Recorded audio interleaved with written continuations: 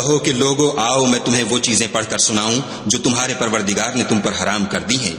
उनकी निस्बत उसने इस तरह इरशाद फरमाया है कि किसी चीज को खुदा का शरीक न बनाना और माँ बाप से बदसलूकी न करना बल्कि सलूक करते रहना और नादारी के अंदेशे से अपनी औलाद को कत्ल न करना, क्योंकि तुमको और उनको हम ही रिज्क देते हैं। और बेहयाई के काम जाहिर हों या पोशीदा उनके पास न भटकना और किसी जान वाले को जिसके कत्ल को खुदा ने हराम कर दिया है कत्ल न करना मगर जायज तौर पर, यानी जिनका शरीयत हुक्म दे। इन बातों की वो तुम्हें ताकीद करता है ताकि तुम समझो। और यतीम के माल के पास भी न जाना मगर ऐसे तरीक से कि बहुत ही पसंदीदा हो, यहाँ तक कि वो जवानी को पहुंच जाए। और माप और तोल इंसाफ के साथ पूरी पूरी किया करो। हम किसी को तकलीफ नहीं देते मगर उसकी ताकत के मुताबिक। और जब किसी की निस्बत कोई बात कहो तो इंसाफ से कहो, गो वो तुम्हारा रिश्तेदार ही हो, और खुदा के अहद को पूरा करो। इन बातों का खुदा तुम्हें हुक्म देता है ताकि तुम नसीहत कबूल करो।